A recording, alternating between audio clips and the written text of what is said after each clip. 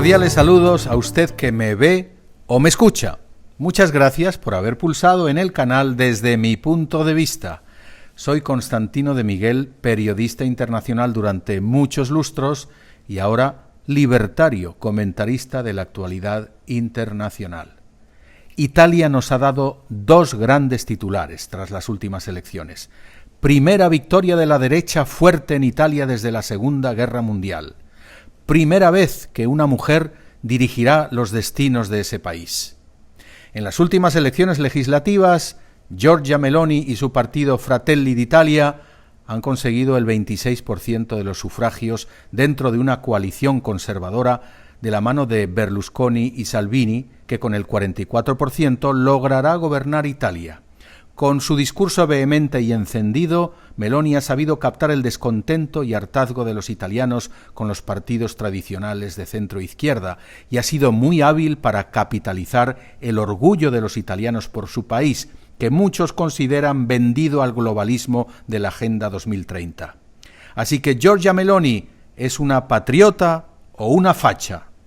Bueno, la prensa progre ya le ha saltado a la yugular llamando a Meloni neofascista, porque indirectamente su formación proviene de dos refundaciones de partidos que surgieron de aquel movimiento social italiano del dictador Benito Mussolini. La tildan también de ultraderechista porque resulta que en Europa hoy se considera una agenda radical defender la familia, luchar contra las ideologías queer y de género, contener la inmigración desbordada, apoyar al mundo de la empresa privada o invocar los valores occidentales y cristianos. Sí, se han publicado titulares que demonizan a esta señora y en ningún caso le conceden el beneficio de la duda, ni tampoco la felicitaban las feministas por el hecho de ser mujer y lograr ese gran triunfo en un país mediterráneo presuntamente machista. En fin, es verdad que Meloni tampoco es persona grata en la Unión Europea. La presidenta de la Comisión Europea, Ursula von der Leyen, se encargó de amenazar veladamente a esa Italia conservadora e independiente que surgió de las elecciones al indicar que si las cosas no van en la buena dirección, Europa se encargará de aplicar los correctivos necesarios. Esas declaraciones ya nos revelan quién está verdaderamente al volante de Italia y de toda la Unión Europea. Nos dan a entender que los discursos y promesas que Meloni hizo a sus electores quedarán en poca cosa, porque Italia está hipotecada política y económicamente. Los italianos acudieron a las urnas con la ilusión de un cambio necesario y se encuentran que un organismo supranacional que no han votado termina fiscalizando y limitando cualquier accionar político. Sucede en toda Europa, pero más en Italia, porque con su colosal deuda del 150% del PIB, tiene que obedecer lo que le digan sus acreedores.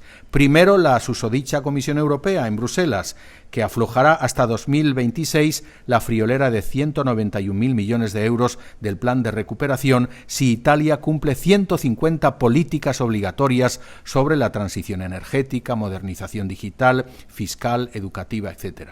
Después el Banco Central Europeo en Frankfurt, que sigue comprando la deuda italiana a condición de que se continúe crujiendo al contribuyente italiano, a empresas y familias, para que paguen esa deuda. Ese pasivo, si hubiera que dividirlo por la población, pues le corresponderían 47.000 euros al año a cada italiano.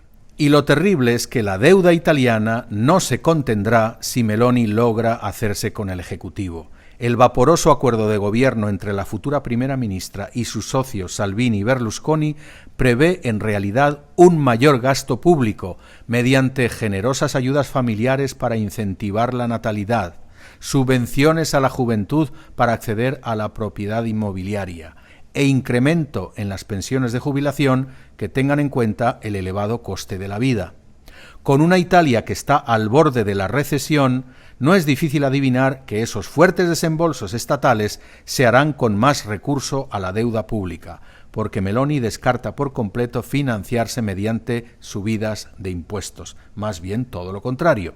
Primero quiere reducir el IVA a alimentos y energía, después se propone una revolucionaria tarifa plana en el impuesto sobre la renta, el IVA y el de sociedades, de entre un 15 y un 20% para trabajadores autónomos empresas y familia.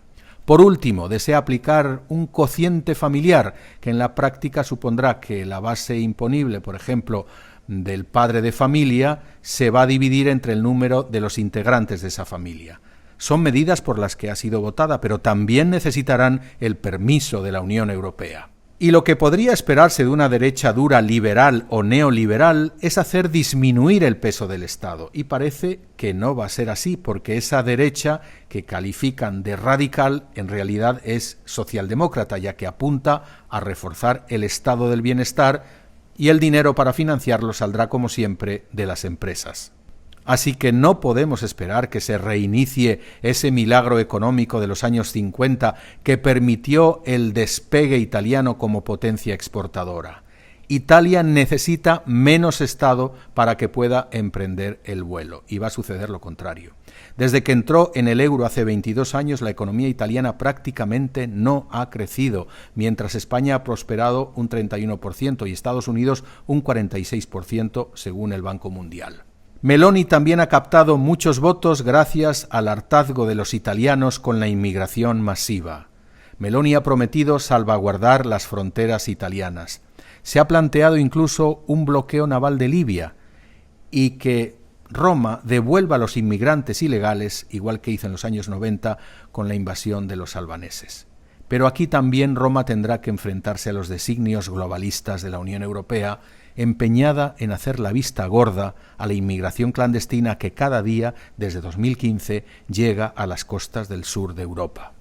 En todo caso, hay que constatar que con la victoria de Giorgia Meloni, el péndulo se está balanceando hacia la derecha pura y dura en esta Europa en crisis social, económica y energética. Primero Polonia y Hungría, después Suecia y probablemente el año que viene España. La cuestión es si esos países, junto con Italia, podrán hacer tambalear el enfermo eje franco-alemán que ha dirigido Europa desde hace 50 años, mientras se ponen límites a ese dirigismo globalista que viene de Bruselas y limita la soberanía de las viejas naciones europeas. El camino de Meloni tendrá muchas piedras con que tropezarse también dentro del propio Estado italiano. Meloni y sus aliados contarán con mayoría en el Parlamento de Roma, pero para ser presidenta del Concilio, probablemente a fines de octubre, debe contar con el plácet del presidente de la República, Sergio Mattarella, y del Tribunal Constitucional, Silvana Sciarra, ambas personas de claro sesgo centrista y contrarias a rumbos drásticos. El clamor con el que fue elegida Giorgia Meloni se tornará en silencio, o peor, en un abucheo, si todos esos obstáculos terminan haciendo que Meloni resulte ser una populista más que tira la toalla para ser parte de esa fatídica estadística que muestra lo difícil que es gobernar la gran bota. Italia ha tenido 69 gobiernos diferentes desde el año 45, con una duración media de poco más de 1 año y 2 meses. ¿Por qué este gobierno de derecha dura sería diferente? Así que viene como anillo al dedo la cita del gran escritor Lampedusa en El gatto pardo. Se vogliamo che tutto rimanga com'è, bisogna che tutto cambi. Si queremos que todo siga como está, necesitamos que todo cambie. Amigos, si les aporto algo, si les doy que pensar, regálenme un like o escríbanme un comentario. Mis reflexiones son totalmente independientes y me comprometen solo a mí, lo cual me implica una gran inversión personal para investigar y analizar, apartándome de la prensa tradicional interesada o manipulada. Así que agradezco sinceramente que premie mi esfuerzo suscribiéndose a este canal y ayudándome a propagarlo por las redes sociales. Muchas gracias.